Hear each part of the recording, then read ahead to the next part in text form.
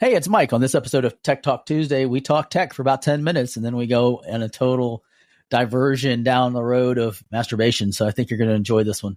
Remember, like and subscribe, 5-star review. That's what we need. Get us to the top, baby. Make us rise. Here we go.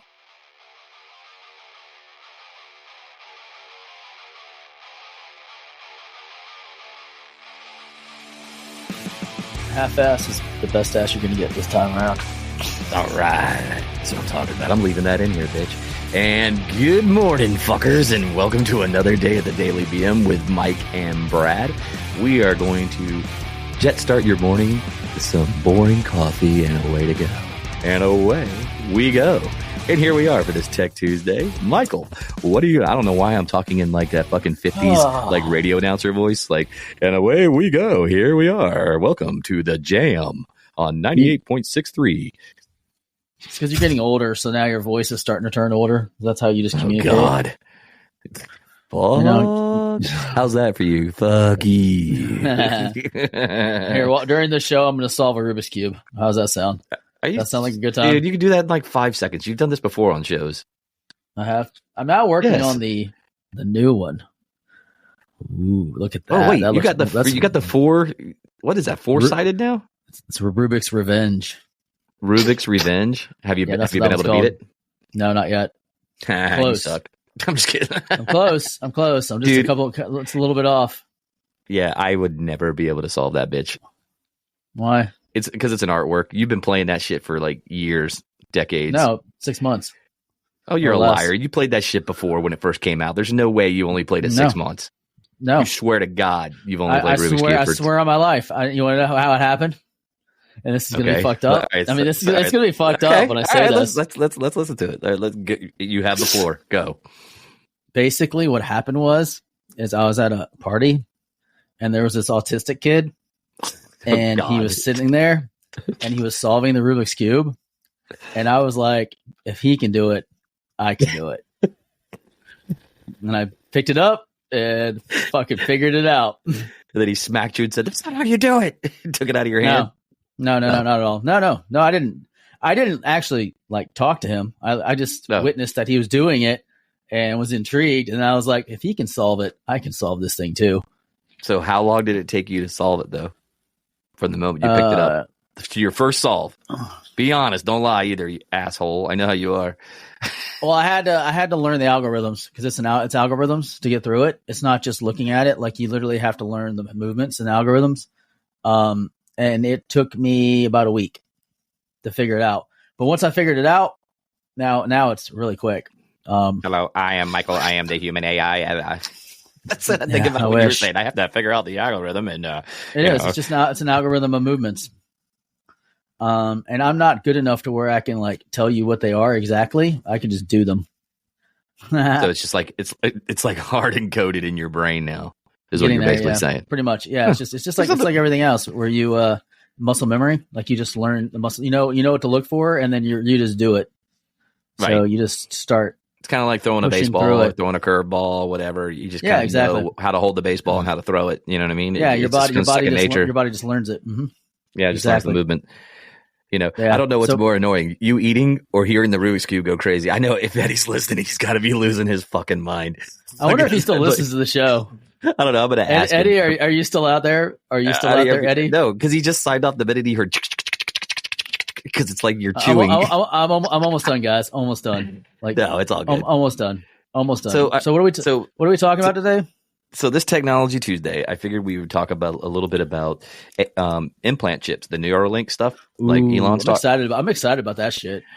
So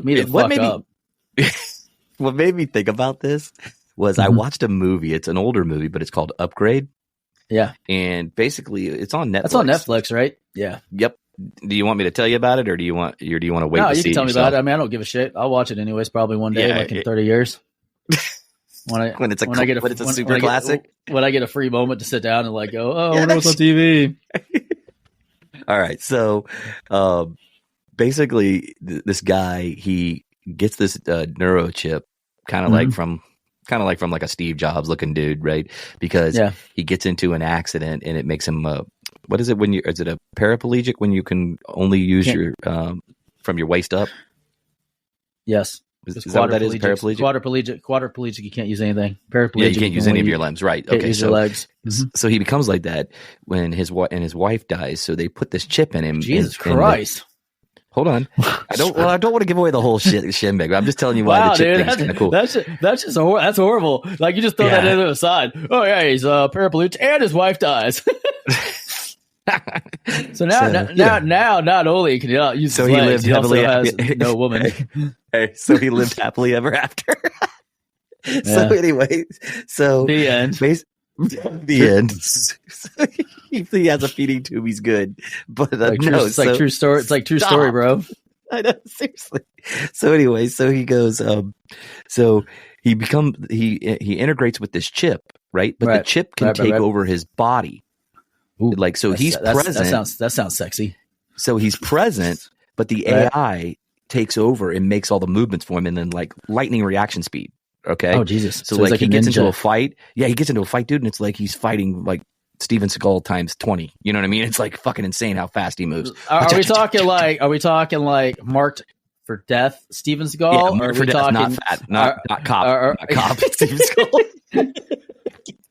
Are we talking 12 cheeseburgers this morning, Steven Seagal? Yeah, are we talking the native warrior, Steven Seagal? Yeah, exactly. Not the 300-pound Seagal, but the 155. Ah, damn, dude, that was the regular one. You just finished that Rubik's cube, some bitch. Minute completed. Anyway, yeah. So basically, we have old school Steven Seagal fighting style from this guy that's been upgraded by AI, just so that we can listen. So I don't want to tell you, but it's pretty fucked up how it ends. So it was actually a pretty decent watch. I was actually pleasantly surprised. It was a good watch. So I gave it a thumbs up to watch it. So anyway, so what got me thinking about it is that Elon Musk now is saying that the second person has been hooked up to this Neuralink brain chip because they have a spinal cord injury, and he says it's working. Yes, I've seen that. So, that's badass. So it's like beep beep beep beep beep beep beep beep beep. His exact quote was, "I don't want to jinx it, but it seems to have gone extremely well with the second implant." Mm-hmm. Yep. There's a lot of signal, a lot of electrodes. It's working very well, is what his exact quote was.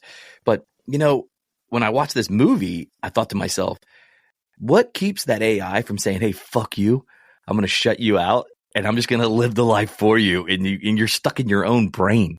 Like, you're stuck in your own head. I mean, would that kind of suck? Yeah, that's my biggest fear. I mean, these people put these chips in their head without any thinking of any repercussion, man, because they're thinking about how bad they want to walk again.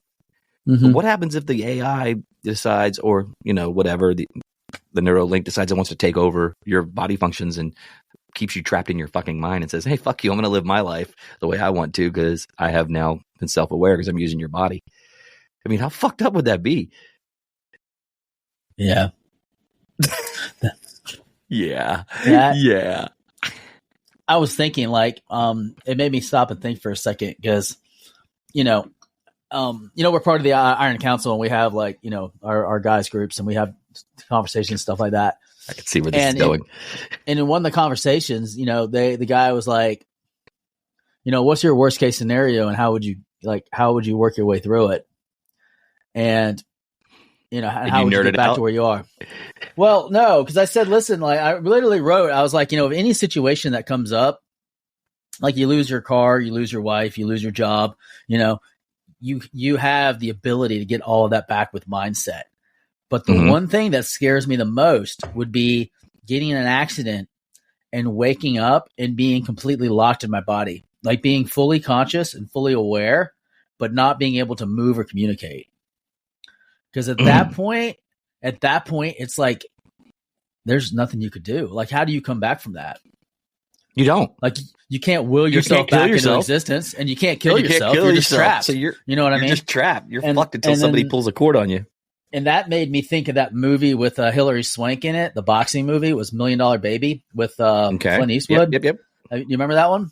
Mm-hmm. Where she gets paralyzed and trapped in her body, and he has to put her down.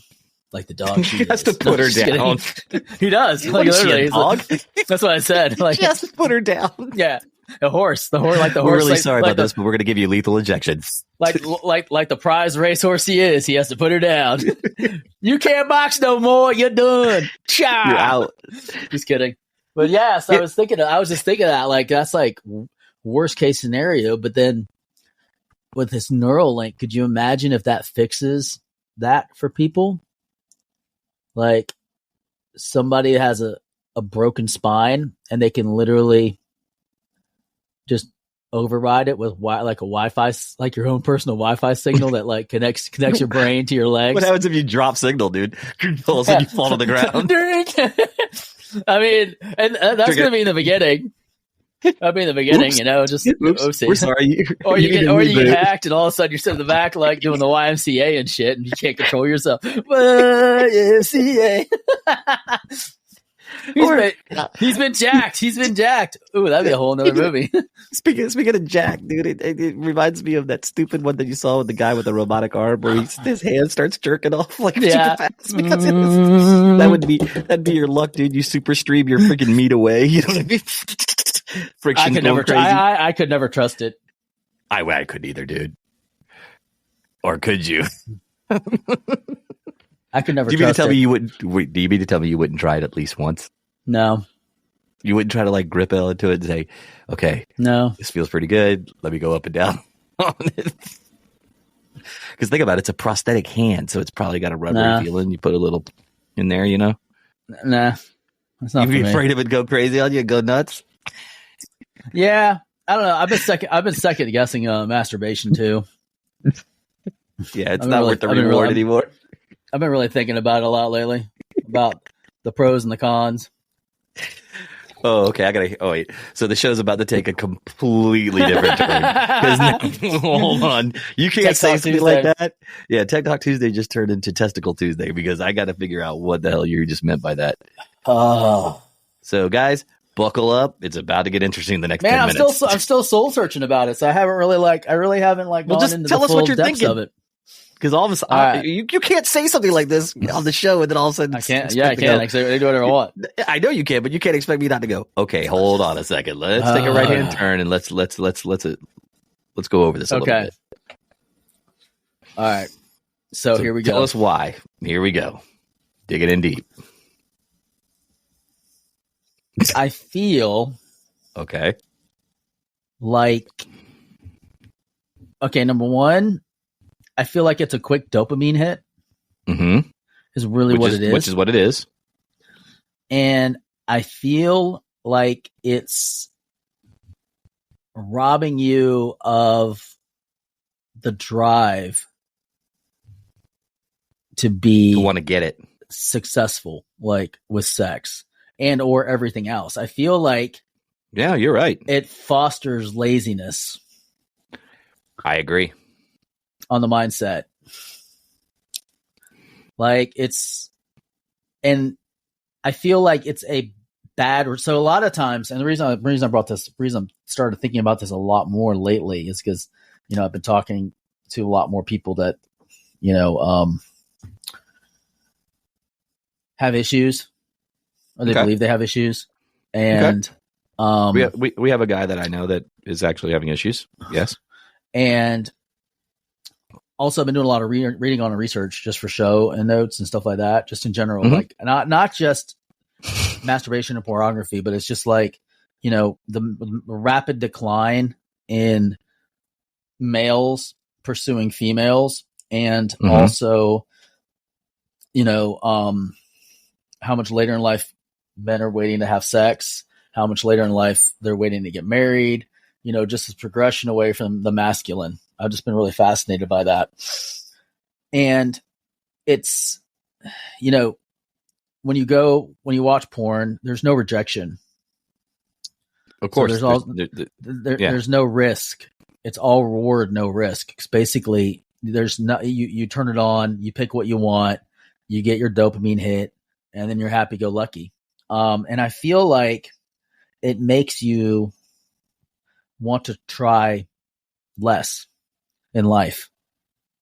And I can see that. You end up not pursuing other types of dopamine hits, such as, like, for instance, you say you're having something that's stressing you out, and you go and masturbate, and then it relieves the stress because now you had that dopamine, you're calm, you're not really thinking about it. but you didn't really alleviate the problem. You just put like No. a stopgap in. So what happens is when the dopamine wears off, the stress comes back even worse.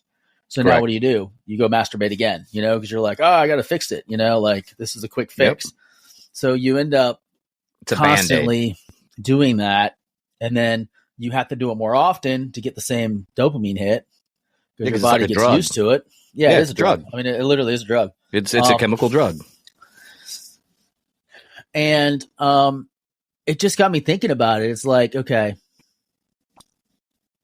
what if I never do this again? Like, what if I just like focus on the other parts of life? You know what I'm saying? Like literally like get after it, so to speak. So I've just been contemplating that. So I just don't know. Like, yeah, that's kind of my that's inside Mike Preston's brain for like 30 seconds. I also do believe it as you age, and now correct me if I'm wrong on this, but I do believe you're older than I am. You start to, I am by about 7 years, but the reality is you start to not lose interest, but the rest of your physical body starts to say, okay, it's time to start slowing down on that thought process. Because you're not alone. I mean, I literally thought the same thing over the last couple of weeks. Easy. Yeah. Seriously. Yeah. And I mean, I wasn't really never that often kind of guy. Like I literally, like for me, it was like maybe once every 2 weeks. Right. Like it wasn't a consistent thing. Like I mean, I know there's people out there that do it multiple times a day. What the fuck? Really? Yeah. Gee, damn. Yeah. I can understand maybe if you're in your 20s, or not 30s. Not too long ago, you were like a self-proclaimed one of those type of people. yeah, but that stopped. Yeah. Yeah, because it's just like you said, it takes number one, too much time. It's a quick relief. It doesn't go away. It's kind of like taking an ice plunge, Right. You release all those good feel good chemicals, but then you got to take it the next day, or the following, every 2 days, however you want to do it. And then makes you lose focus on everything else around you. So, so it almost makes me wonder. I totally agree with you there. The problem. No, I totally agree with you there. So I know that's a segue from Tech Talk Tuesday, but I think that, and that's what scares me in the world of tech is there's so many things that you can do with technology that completely eliminates risk. Right. I mean, you have the psychological risk, like for instance, playing like a horror video game. Your body doesn't know the difference between when your mind is in fight or flight mode. It doesn't really know the difference. So you have the same exact feelings as if it was real. Right. And the virtual ones, especially. Yeah. But you're not actually in any physical danger. Right. But I wonder if you actually get the same level of growth, doing the virtual as far as versus actually having the risk, like if you skydive virtually out of a plane and you're scared to death of it, because you've seen people on Instagram and TikTok, they have the VR glasses on and they freak the fuck out when they're falling and stuff. It just scares the shit out of them. But I'm wondering if it's the same benefit as actually jumping out of a plane. And I don't know if it is or not. Like I don't know if you have a virtual experience, if it's the same as a real experience for your body. Obviously I've never been to space. So whenever Caleb brought over his virtual reality goggles, and I put it on and I was climbing outside the International Space Station. Yeah. My body actually thought when I opened the hatch and went out there, my mind thought I was there for a split second. Like I literally went like this. Whoa. I got freaked out a little bit. You know what I mean? Like, cause it felt so real. The only difference was I wasn't in a spacesuit breathing oxygen in a vacuum that could kill me instantaneously, which I'm sure that would have brought it to a whole nother level. So yeah, I would have to say you probably get the initial reaction, like the first, but then after that, it's kind of like, okay, I know I can reboot or I can reset and respawn. You know what I mean? If something bad happens in life, it doesn't work that way. If you get into a car accident, you're going to be eaten out of a straw. If you get in a bad car accident, you get in a bad car accident in a game or virtual reality. Oh, okay, you're okay. Let me not do that the next time. So I think that's where your brain starts kicking in going, okay, this isn't real, Yeah. Yeah, I don't know. See, I don't know. Like, I don't know. I don't know how it affects. I guess we'd have to have more research. Your mind and your body. I mean, that'd be interesting to do more research because I do feel like it's like going back to the pornography again. It's all reward, no risk because there's no chance of being turned down. No rejection. You're going to get the infinality of it. Yeah, and it's you don't have to put any work into it. Yeah, you don't have to put any work into it. Mm-hmm. It's an easy win. I don't even like calling it an easy win because it's not even a win. It's a drug. You're getting a drug release. It's no different than smoking a joint, in my opinion. Mm-hmm. And alcohol is the same way. It's to hide behind your feelings and hide behind your stuff. I mean, like myself included, I haven't had alcohol in over 2 weeks. So, yeah, See, alcohol never does that for me. Like, I don't. There's guys that have that issue too, and I don't. I've never understood the alcoholism myself. I've never had a problem with it, controlling that. But I've never had a problem with controlling any type of substance when it comes to that. I don't know what it is. Like, here's the thing. Like, okay, so like, there was a time where you'd come home and have like a drink every day, like after work, like one drink. Yep.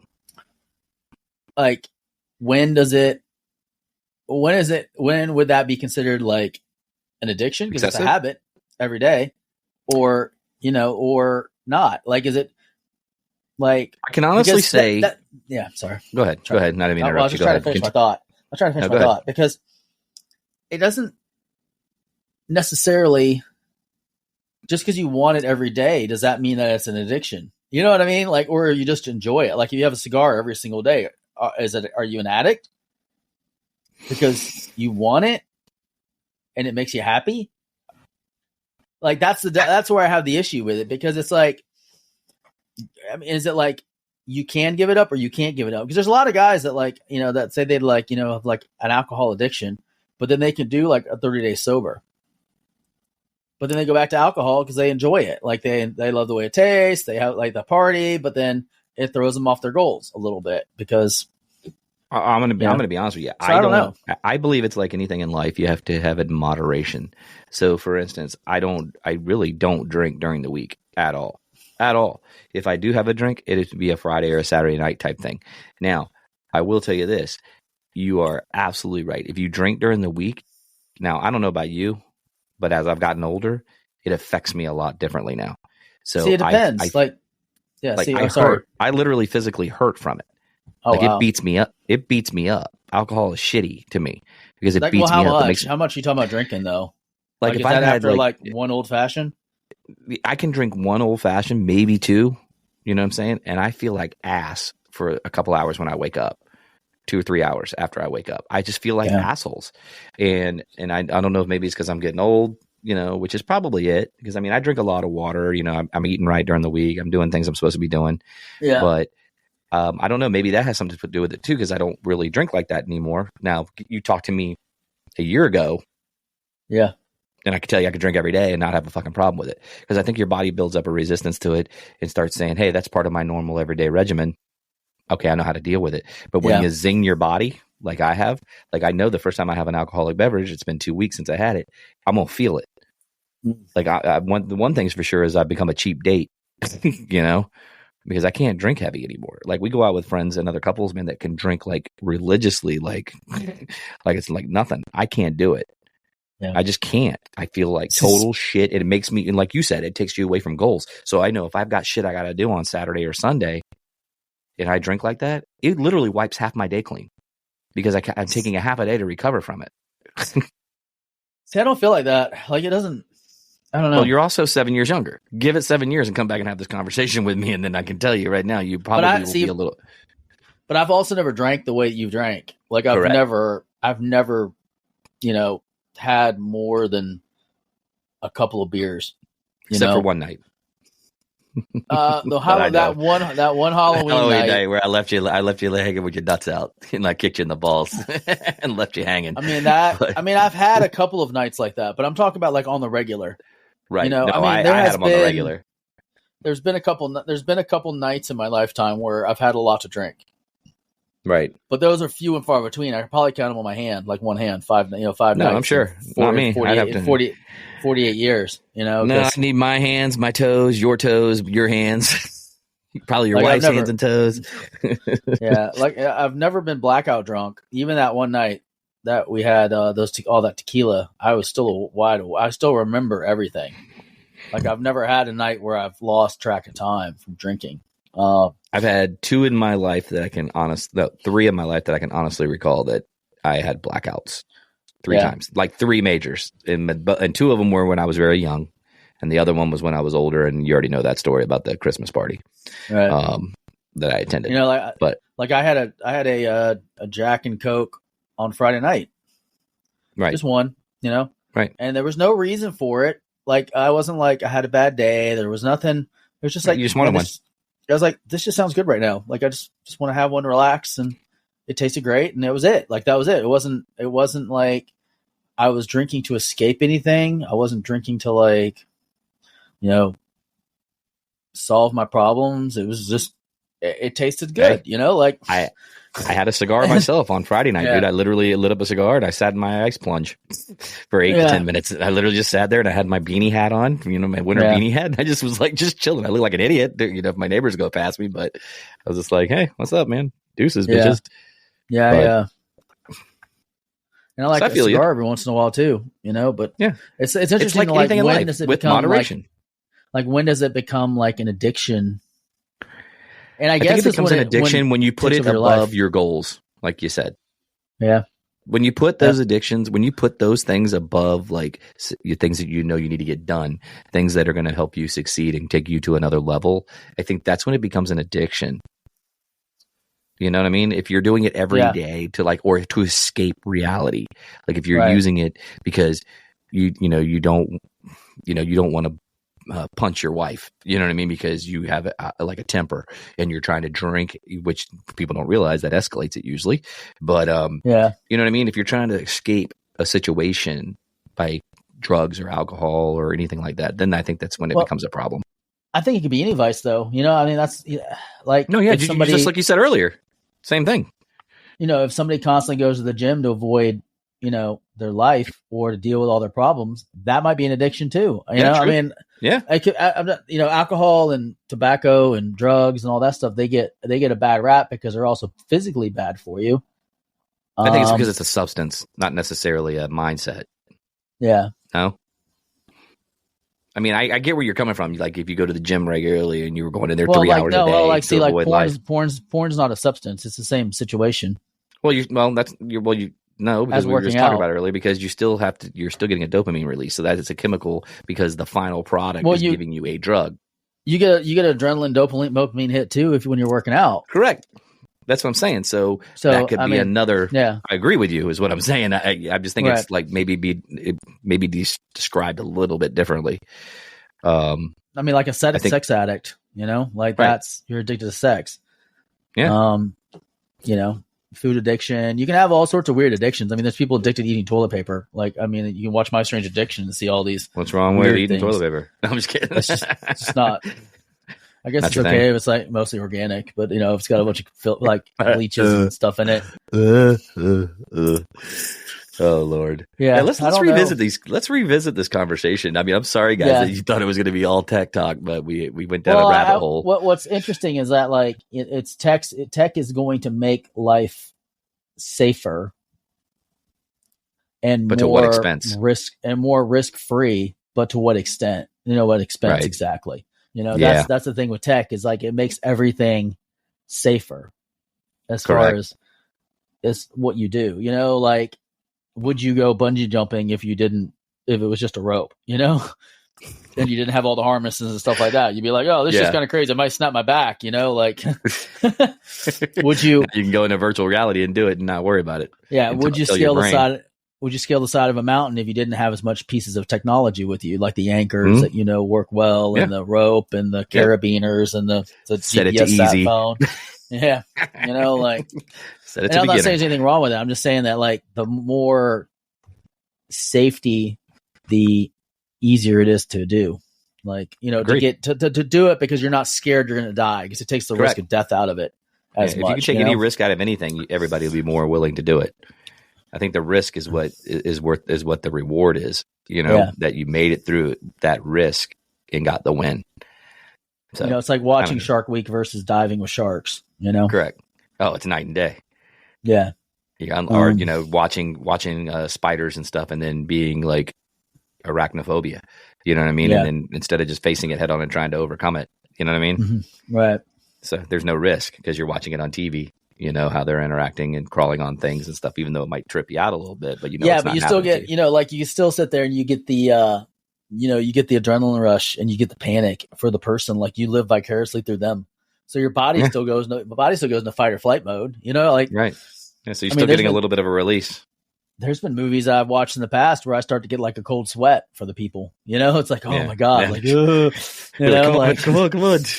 Especially the ones where it deals with like extreme claustrophobia or having to like travel through caverns and caves. That's like one of my biggest phobias. We could talk about that on another one. Let's do that, man, for sure. We can wrap this up. Well, listen, guys, don't forget, this total episode was sponsored by Adam and Eve. No, I'm just kidding. No, but thanks for tuning in today, man. We really bullshit. But no, thanks for tuning in today. We really appreciate you guys listening. Again, we talked a little technology, a little bit, took a rabbit hole down the other direction, which I'd like to revisit on another show. Don't forget to head over to thedailybm.com. That's where we have all our socials where you can link to and talk to us on there as well. MasonDangerBeardCO.com. You get 20% off just by using the promo code DailyBM. Mikey, before we go, you got anything for anybody? Hey, everybody, have a great day. And remember, just go out there and get after it. Take a little risk, get a little reward. There you go. And that's enough said. And with that, we'll catch you guys on the flip side. See you tomorrow. Have a good one. Deuces.